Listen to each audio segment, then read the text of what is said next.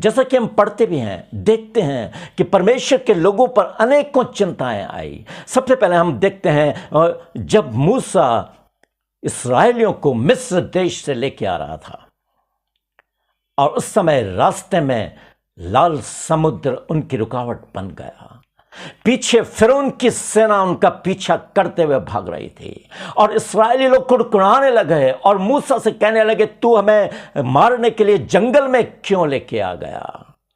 क्या मिस्र में कब्रें नहीं थी? वो कुड़कुड़ाने लगे। परंतु मूसा उनसे कहता है, मूसा का भरोसा परमेश्वर पर अटूट था और मूसा कहता है, डरो मत, खड़े खड़े वो उद्धार का काम देखो जो यहोवा आज तुम्हारे लिए करेगा, क्योंकि जिन मिस्रियों को तुम आज देखते हो और उन्हें फिर कभी नहीं देखोगे।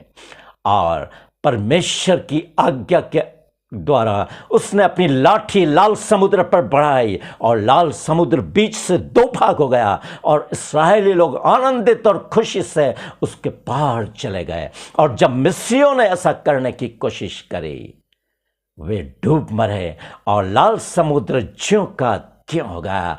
ये परमेश्वर का मिराकल है, आश्चर्य कर्म है। केवल परमेश्वर ने इस्राएलियों के जीवन में ही आश्चर्य कर्म नहीं करे, वो आज मेरे और आपके जीवन में आश्चर्य कर्म करना चाहता है। परंतु हमारा भरोसा मूसा के समान अटूट होना चाहिए।